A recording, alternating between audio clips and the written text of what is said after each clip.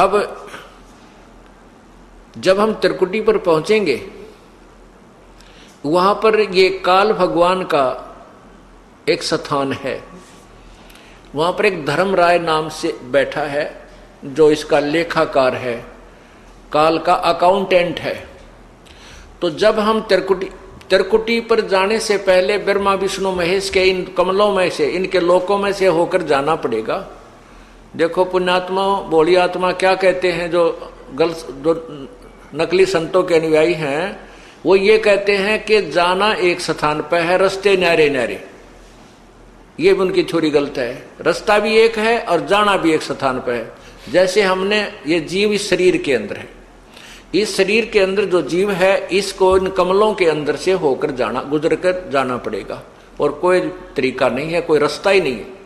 और ये सबका एक है, ना हिंदू में भिन्न है, ना मुसलमान में भिन्न है, ना सिख में भिन्न, ना ईसाई में भिन्न, ना बहन में भिन्न, ना भाई में भिन्न। तो हमने इन कमलों के अंदर से गुजर कर जाना है और त्रिकुटी पर पहुंचना है। तो इन कमलों के अंदर से हम जाएंगे तो इनका नो ड्यू सर्टिफिकेट हम लेते हुए जाएंगे, तो हम त्रिकुटी पहुंच जाएंगे। त्रिकुटी पर जाकर के फिर कौन मिलेगा आपको? ये दास मिलेगा, परमात्मा मिलेगा इस दास के रूप में, आपके गुरु के रूप में। और वहां फिर आपका हिसाब कराएगा इस काल से। नहीं वो डांडी मार जाएगा, वहां पर डांडी मतलब हेरा फेरी नहीं करेगा। वहां क्या लालच लोभ दिखाए जाएंगे?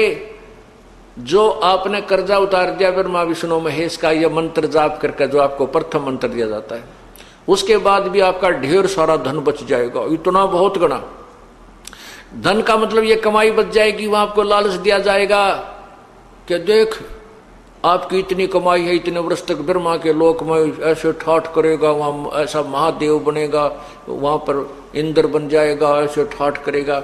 ये फिर वो दूसरा मंत्र आपका है विष्णु जी का, जो हम देते हैं, उसके कहते इस मंत्र की इतनी कमाई तेरी और बच रही है, इस विष्णु के लोक में तू ऐसे ठाठ करेगा, वहां बड़ा स्वर्ग बना हुआ है। फिर शिव जी का मंत्र है, दुर्गा का भी मंत्र है, यानी इतनी कमाई आपकी बनी बची रही होगी। और वहां पर फिर आपको ट्रेलर दिखाए जाएंगे, जैसे ग्राहक होते हैं ना फंसाने के लिए, नारे नारे अपने दिखाते हैं वो बिजनेसमैन दुकानदार, तो वो ट्रेलर दिखाए जाते हैं। देख उस लोक में कैसे नाच गाने हो रहे हैं, ऐसे ऐसे तेरा दे ऐसा रेस्ट हाउस है, ऐसा कमरा मिलेगा तुझे, वहां पर इतने डांस होंगे, ऐसे होंगे, ये ठाठ होंगे। तो ये मन तो वहां भी साथ ही होगा, मन तो वही है। तो वहां ये मन फिर आपके साथ आड़ कर जाएगा, न सोचेगा थोड़े दिन घूमे वहां फिर चल पड़ा, जब यह कमाई है मेरी शेष है, इसने खा पी लो इतने, या वो आगे चलने वाली रखी है जाती वह खर्च हो को नहीं। तो ये भी डंडी मारेगा अपने साथ में, आपके साथ। अगर परमात्मा यानी गुरुदेव रूप में प्रभु नहीं होंगे तो वहां भी आपके साथ गड़बड़ हो जाएगी। तो वो गड़बड़ उनके साथ होती है जो गुरु से थोड़ा बहुत विमुख हो जाते हैं, श्रद्धा पूरी रहती नहीं, और लेकिन गुरुद्रोही ना होते, उनके साथ ये डंडी ये गड़बड़ हो जाती है। फिर उनको दूसरे लोकों में भेज देते हैं, जैसे विष्णु के लोक में चला गया, उसकी कमाई इतने वह शेष बचेगी, वहां ठाठ करेगा, जब खत्म हो जाएगी वहां से उसकी मृत्यु हो जाएगी। फिर ब्रह्मा लोक में जाएगा, फिर विष्णु के लोक में, फिर गणेश जी के लोक में। वहां जब उसकी सारी पूंजी जड़ लेगी, जब उसकी जेब कट लेगी, फिर उसने गधे की जोनी में ठोक देगा। ये डांडी मारेगा काल। तो यहां परमात्मा में फिर याद दिलाता है, शिव मंडल ब्रह्मापुरी चै तू विष्णु लोक में हो, हमरे गुण भूले नहीं तो आन छुटाऊं। तो कितने दयालु हो भगवान। यहां पर ये दास आपको ज्ञान दे रहा है, उस परम पिता का भेजा हुआ एक नुमाइंदा है। और आप यहाँ गुरु को परमात्मा, यहाँ जैसे भगवान आए थे जब भी ये ज्ञान दिया करते थे, ये दास को भेज दिया अपने को, ये भी वही ज्ञान दे रहे। और ये आज आपने रिहर्सल करनी है, मान लो गुरुजी भगवान, वैसे गुरुजी भगवान नहीं आपको लगते हैं, लेकिन आपने मानना पड़ेगा। जैसे गणित के सवाल को हल करने के लिए मानना पड़ता है, मान लो मूलधन 100 रुपये, वो 100 रुपये मूलधन माने बिना वो वास्तविक मूलधन प्राप्त नहीं हो सकता। तो गुरुदेव को आपको भगवान स्वरूप मान करके उसके अनुसार उसके साथ अपनी क्रिया करते हुए तो भगवान मानना होता है, के तरह मानना होता है, और फिर उससे आपको वो वास्तविक भगवान मिल जाएगा। तो यहाँ क्या बताते हैं कि शिव, यहाँ आप भक्ति कर रहे हो, गलती करते हो तो मैं धमकाऊंगा, आपको करड़ा करूंगा, क्योंकि मैं अध्यापक हूं, आप मेरे विद्यार्थी हो। टीचर को मालूम होता है कि उसको जो बच्चों को ताड़ता है उसका उद्देश्य गलत नहीं होता, उसका कोई द्वेष नहीं होता, उस केवल बच्चे का हित मध्य नजर रखता है। तो इससे क्या होता है कि कई अनजान अंदर अंदर दुख मान कर सत्संग में आना बंद कर देते हैं। वो गुरुद्रोही नहीं होते, कुछ ऐसी पुण्यात्मा होती हैं वो सत्संग छोड़ देते हैं, लेकिन गुरुद्रोही नहीं होते, छोटी मोटी बुराई सुराई भी कर लेते हैं। तो उन गेला बनती है, तो फिर वो चले जाते हैं ऊपर ऊपर जाते हैं, उनको कहेंगे तेरी इतनी कमाई इस मंत्र की रह रही है, इतनी बन गई है, इसकी इतनी बन गई है। तो फिर हमने तो ज्ञान रहता ही नहीं, परमात्मा का हाथ ऊपर रहता नहीं, तो वो बह जाता है। तो कितने दयालु है भगवान के, जब तक हम उनसे विमुख भी हो गए और वो फिर भी हमारे लिए तड़फ रहा है। क्या याद दिलाता है, शिव मंडल ब्रह्मापुरी चे विष्णु लोक में हो, और हमरे गुण भूला नहीं तो आन छटाऊं। तो गुण कि वो परमात्मा के बताया करते थे। गुरुजी क्या बताते थे भगवान की महिमा, कि तुम्हारे साथ ऐसा धोखा होगा वहां पर, और जब तुम चले जाओ उस विष्णु लोक या ब्रह्मा लोक या शिव लोक में, तुम्हारी जब भी आंख खुल जावे कि हे भगवान हम तक गलत आ गए। गुरुजी तो बताया करते थे हमने 3 लोकों में रहना ही नहीं, यहाँ का कोई वस्तु सुविधा प्राप्त करनी ही नहीं, अरे या तो हमारे साथ धोखा हो गया। जो पुण्य आत्मा वहां रोती है, फिर ये ज्ञान आपको टिकने नहीं देगा, वहां भी याद आएगी फिर ये बातें। कहते वहां भी जब तू मुझे सच्चे दिल से याद करेगा तुझे वहां से भी छुटवा लाऊंगा। नहीं तो क्या होगा, इन सभी मंत्रों की प्रथम मंत्र के जब आपकी कमाई समाप्त हो जाएगी, फिर आपको ब्रह्मलोक में ले जाओगा युकाल।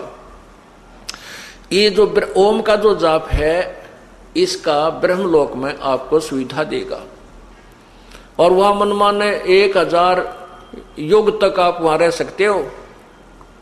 इस ओम नाम की जो विधि हमने बताई, इसकी इतनी जबरदस्त कमाई आपकी बन जाएगी। उसके बाद आपको सतनाम प्राप्त हुआ है, जिसको सारनाम भी नहीं हुआ है, और वो विमुख हो गया है। उसके साथ फिर यह बनेगी, तो उसके फिर ये दूसरा मंत्र का ओम नाम की कमाई तो ये वहां खराब करवा देगा ब्रह्मलोक में। फिर जो दूसरा मंत्र तत् मंत्र है, इसने एक और कमाल कर रखा है कि ब्रह्मलोक में नकली सतलोक, झूठा नकली अलखलोक, अगमलोक और अनामी लोक की रचना करवा रखी है। उस दूसरे मंत्र यानी तत् मंत्र का जो जाप है, उसकी कमाई को ये वहां खत्म करवा देता है बैठाकर। और लोग कहते हैं हम सतलोक में आ गए, ये नकली संत बतावे हैं, बोला फिर सतलोक है, उस तो ऊपर बोला साडा लोक है थरा गए वो। तो वो जो झूठे लोक बना रखे ब्रह्मलोक में, काल ने इस माया से झूठी कंस्ट्रक्शन करवा रखी है, रचना करवा रखी है, तो उसको वहां खत्म करवा देते हैं। उसके बाद 84 लाख योनियों में ये डाल दिया जाता है। अब बात आ गई जिसको तीनों नाम मिल गए और जो गुरुद्रोही नहीं हुआ, गुरु विमुख हो गया। विमुख नहीं हुआ यानी उसने भक्ति छोड़ दी, आनाकानी सी करने लग गया, थोड़े जाप करे है, कभी सत्संग में आ गया, कभी नहीं आया, और सार नाम तक उसको प्राप्त हो चुका है। उसके साथ क्या होगा, पार नहीं होगा वो। यहां परमात्मा का एक और लोक है, परमात्मा का एक मिनी सतलोक है। उस लोक में प्रभु अपने ही कबीर रूप में वहां रहता है, और वहां पर उन आत्माओं को रख लिया जाता है, इतना दयालु है। और जब कभी भक्ति युग आता है, उस समय उनको इस पृथ्वी पर जन्म देता है।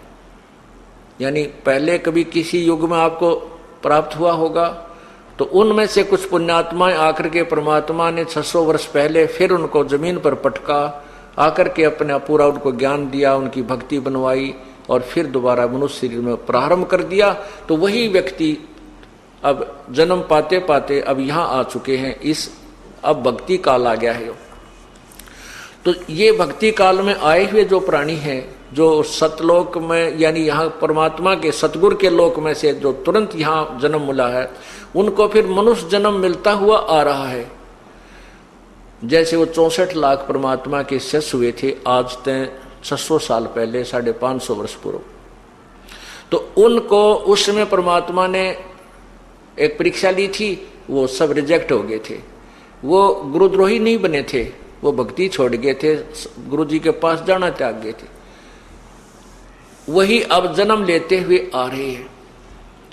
आप लोग जो इतने शीघ्र समझ गए, ये उन्हीं में तो हो जो कभी परमात्मा के साथ आज से 600 550 वर्ष पूर्व रहे थे, और काल ने उनको कहीं कहीं जन्म दे दिया, किसी को महाराष्ट्र में, किसी को राजस्थान में, किसी को पंजाब में, कोई कित कोई विदेश में। अब परमात्मा उनको ढूंढ रहा है।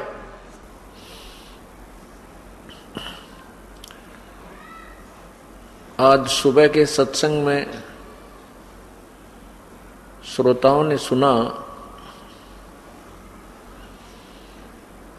कि परमात्मा प्रभु राम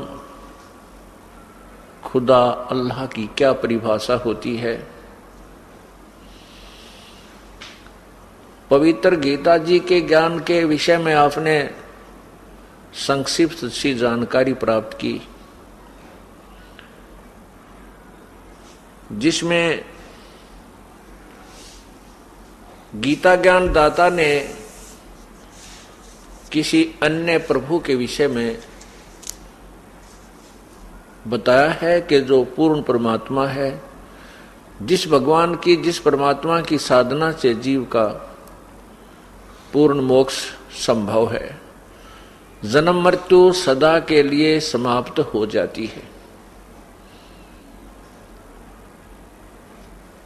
वो परमात्मा कौन है, कैसा है, कहाँ रहता है, उसकी प्राप्ति कैसे होती है,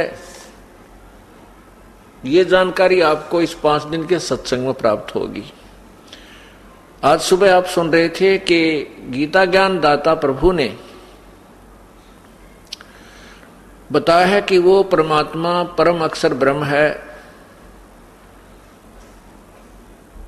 उस परमात्मा की साधना, उस परमात्मा की प्राप्ति के विषय में जो तत्व ज्ञान है तथा यथार्थ भक्ति विधि है, वो तत्वदर्शी संत बताएगा।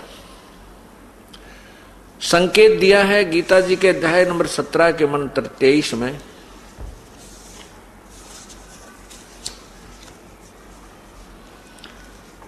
कि ओम तत्सत इति निर्देश ब्रह्मण त्रिविध समर्थ।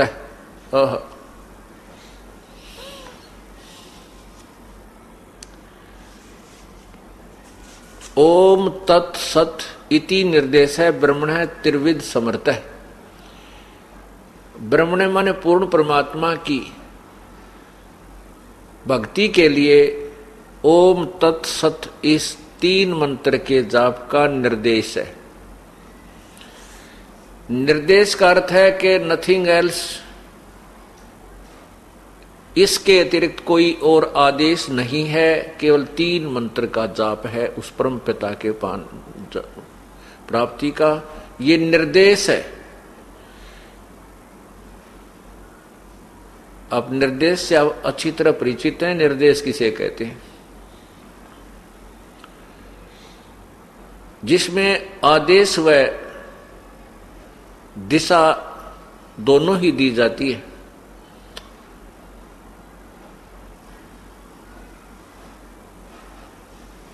ओम तत्सत इति निर्देश ब्रह्मण त्रिविध समर्थ।